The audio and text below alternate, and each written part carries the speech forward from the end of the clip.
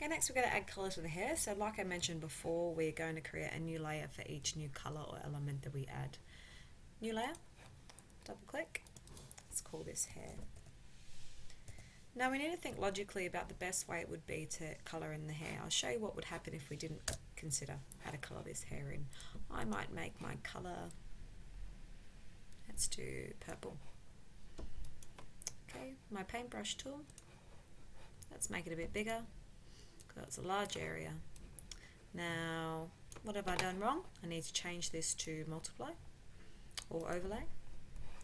Okay, and now when I come up to my little blonde bits, okay, it's again going to have to be very fiddly going around and doing the hair. So I'm going to make a selection to make my life easier.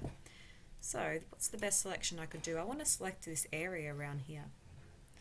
So I'm going to go to my photo layer, use my magic wand, and I'm going to select the empty space. If I was to select all the hair in here, it's going to be very, very annoying. So I'm going to select the empty space. You can see the selection is around the hair. It's selecting all of that empty space.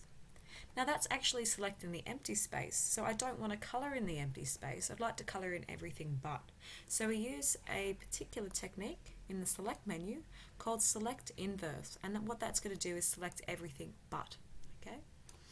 Now it's selecting a great selection, perfect selection of my hair there. So again, brush. Now I'm not going to paint in my photo layer. I'm going to paint in my purple hair layer. So I'm going to click there. There we go, and have a look. Okay, it's defined that lovely edge for me.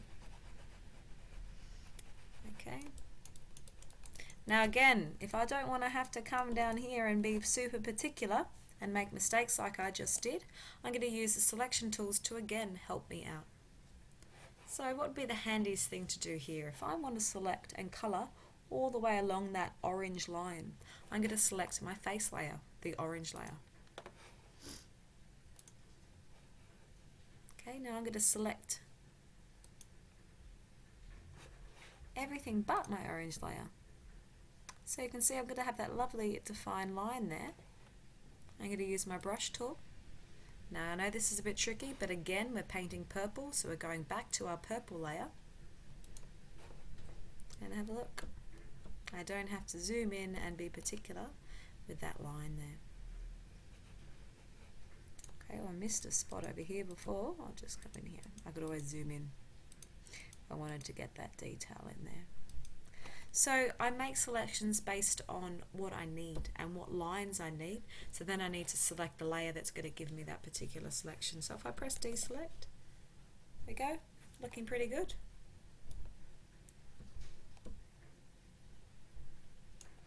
I'll very quickly do the lips while we're here. Again, new layer, double click, lips.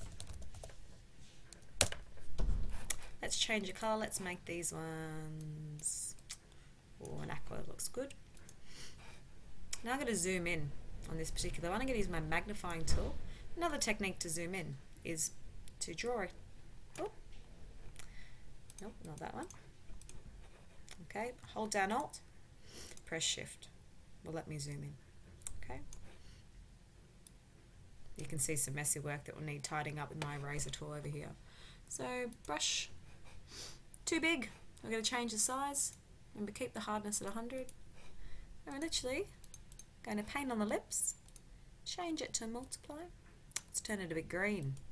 We might try some other blending modes here to see if we can get any other cooler effect. There you go, that's looking quite a cool green anyway. I change that to overlay. And you literally paint on. It's going to be pretty hard without a mouse, guys, so I suggest you bring a mouse in.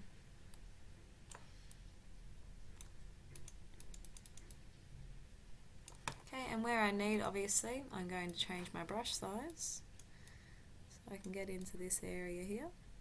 Any messy little work like you see I've just created there can also be fixed up by using my eraser tool to erase pixels. Okay, so I'll pause there and finish off sections of the face, and you can see the finished product in a minute.